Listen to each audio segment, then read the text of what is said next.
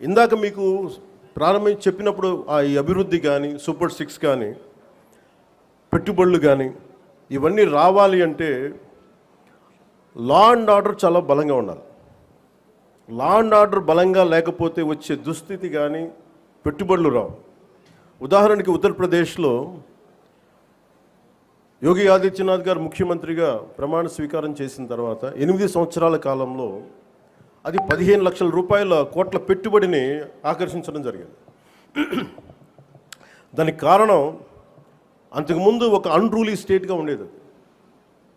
పెట్టుబడులు రావడానికి సాహసించేవారు కాదు.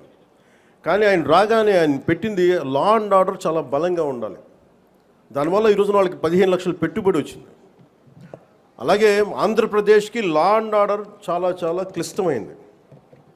అలాగే భవిష్యత్తుని పదే పదే ఈ కూటమి ప్రభుత్వం ఒక దశాబ్దన్నర ఎందుకు ఉండాలి అని అంటున్నానంటే సుస్థిరత ప్రజలకు ఇవ్వాలన్న ఒక ఉద్దేశం తప్ప పదవుల్లో కూర్చొని దీన్ని ఎంజాయ్ చేయాలి లేదంటే దీన్ని ఆస్వాదించాలన్న కాంక్ష ఎవరికి లేదు.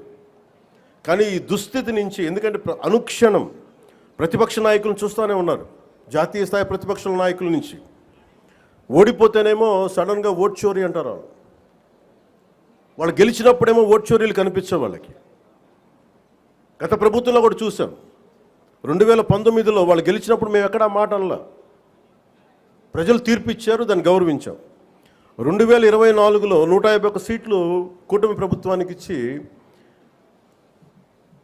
164 కూటమి ప్రభుత్వానికి ఇస్తే సడన్గా వారికి ఏమనిపించిందంటే ఇది ఓట్ల గురించి మన ఓటింగ్ మెషిన్లో తప్పంటాం. అంటే గెలిచినప్పుడు ఒక న్యాయం, ఓడిపోయినప్పుడు ఇంకో న్యాయం. ఇది రాష్ట్రం జాతీయ స్థాయి నుంచి రాష్ట్రం వరకు ఒకటే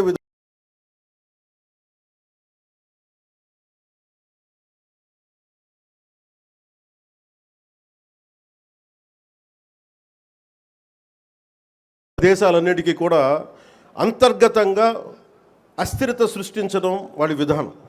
మనం దాంట్లో అంతర్జాతీయ కుట్రలో భాగంగా చూడాలి ఇదంతా. ఎప్పుడైతే భారతదేశం అంతర్గతంగా బలహీనపడద్దో, ఒక కోటని దెబ్బ కొట్టాలంటే బయటోడు కొట్టడం కంటే కూడా లోపల ఉన్నోడు తలుపు తీస్తే వచ్చే నష్టం ఎక్కువ. అందుకని ఎప్పుడు కూడా విదేశీ శక్తులు అంతర్గతంగా ఎవరున్నారు భారతదేశంలో, వాళ్ళకి ఎలాంటి ఇన్ఫర్మేషన్ ఇస్తే బాగుంటుంది, వాళ్ళ ఎజెండాని వీళ్ళందరూ మోస్తున్నారు. దీన్ని ప్రజలందరూ కూడా చాలా సునిశ్చితంగా గమనించాలి. ఇది ఏమైపోతుంటే ఒక్కసారి వాళ్ళని లోపలికి రానిచ్చామా, మీరు 2019, 2024 చూశారు. రోడ్డు మీదకి రావాలంటే భయాలు వచ్చినాయి ఒక్కొక్కళ్ళకి. ఈ రోజున కూటమి ప్రభుత్వాన్ని తిట్టడానికి ఎవరు ఇబ్బంది పట్టట్లా. దేనికంటే ఇది ప్రజాస్వామ్యం, దీన్ని గౌరవించడానికి ప్రతి ఒక్కరికి మాట చెప్పేది. మీరు ఒక బాధ్యతగా మాట్లాడాలి, సద్విమర్శను సంపూర్ణంగా స్వీకరించే పరిస్థితులు ఉన్నాయి. కానీ గత ప్రభుత్వంలో చూస్తే విమర్శ చేయడానికి భయపడేవాళ్ళు. పోలీస్ అధికారులు డ్యూటీ చేయడానికి భయపడేవాళ్ళు. అధికారులు ఎనీ సివిల్ డిపార్ట్మెంట్స్ ప్రతి ఒక్కరు కూడా భయపడేవాళ్ళు. అడ్డగోలుగా దోచేసుకున్నారు. ఇవన్నీ కూడా విదేశీ శక్తులకి ఇది ఆలవాలం అయిపోద్ది. వారికి కనుసైగలు వీళ్ళందరూ మెలుగుతున్నారు. వీళ్ళందరూ అలా చూడాలి దీన్ని. అందుకని ప్రజల్ని నేను కోరుకునేది ఈ 79వ స్వాతంత్ర దినోత్సవ శుభ సందర్భంగా మీరు అంతర్గత శత్రువుల్ని ఒక కంట ఇప్పుడు మీరు కనిపెట్టి ఉండాలి. నేను కాకినాడ పోర్టు విషయంలో కూడా నేను అంత గొంతెత్తడానికి కారణం చాలా ఎందుకులే మనం వదిలేస్తా ఉన్నాం. ఆంధ్రప్రదేశ్కి 974 నుంచి 974 కిలోమీటర్ల తీర ప్రాంతం ఉంది. ఇది మన పెట్టుబడులకి చాలా మంచిది. కానీ అది ఒక్కసారి మనం సరిగ్గా లేకపోతే అది బలహీనత కూడా అయిపోతుంది. ముంబై దాడుల్లో కూడా అసలు ఏమాత్రం పర్యవేక్షణ లేని పోర్టుల నుంచి వచ్చేసారు. లేదంటే పర్యవేక్షణ ఉన్నా కానీ అమ్ముడైపోయిన వ్యక్తుల ద్వారా ఉగ్రవాదులు వచ్చేసారు. బాంబే దాడులు కానీ ఆర్డీఎక్స్లు వచ్చేసినాయి. ముఖ్యంగా ఆంధ్రప్రదేశ్ తీర ప్రాంతంలో పోలీస్ శాఖ చాలా బలమైన దృష్టి పెడుతుంది. ఎందుకంటే నాకు ఇది కాకినాడ చాలా వల్నరబుల్గా అనిపిస్తుంది ఒకసారి రిపోర్టు చూస్తూ ఉంటే. కలెక్టర్ గారికి తెలుసు, ఎస్పీ గారికి తెలుసు, రాష్ట్ర డీజీపీ గారికి తెలుసు. ఇక్కడ విపరీతంగా డీజిల్ అక్రమ రవాణాలు జరుగుతూ ఉంటాయి. దీన్ని చాలా బలంగా ఎదుర్కోవాల్సిన అవసరం ఉంది. ఓన్లీ బియ్యమే కదా, డీజిలే కదా అని మనం వదిలేస్తే ఒకసారి దోపిడీ, ఒకసారి స్మగ్లింగ్ అలవాటైన వాళ్ళకి బయట నుంచి వెపన్స్ వచ్చే అవకాశాలు ఉంటాయి, బాంబులు తీసుకొచ్చే అవకాశాలు ఉంటాయి. వీటన్నిటినీ కూడా ఒక చాలా ఏమరపాటుగా ప్రతి ఒక్కళ్ళు ఉండాలి. సో అందుకని దీన్ని భారతదేశం మా కమిట్మెంట్, కూటమి ప్రభుత్వం నారా చంద్రబాబు నాయుడు గారి నాయకత్వంలోని కూటమి ప్రభుత్వం చాలా స్పష్టంగా లా అండ్ ఆర్డర్ మీద, దేశం తాలూకు సుస్థిరత మీద మాకు చాలా సమగ్రమైన అవగాహన ఉంది. ఎక్కడ కూడా కరప్షన్ ఉన్న చోట ఆటోమేటిక్గా దేశం బలహీనపడుద్ది.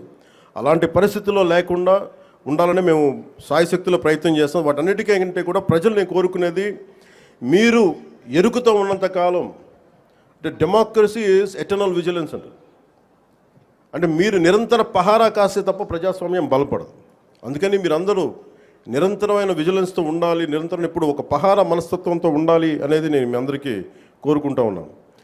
అంటే ఇవన్నీ మనం ఎక్కడో కశ్మీర్లో జరిగిన ఇష్యూస్ మనకేంటి అనుకుంటే, ఆపరేషన్ సింధూర్ మన వైజాగ్లోను, మన కావల్లో, నెల్లూరు జిల్లా కావల్లోనూ ఉగ్రవాదులు చాలా దారుణంగా కాల్చి చంపేశారు. దానికి బిఫిటింగ్ రిప్లై ఇచ్చాం, చాలా బలమైన రిప్లై ఇచ్చాం.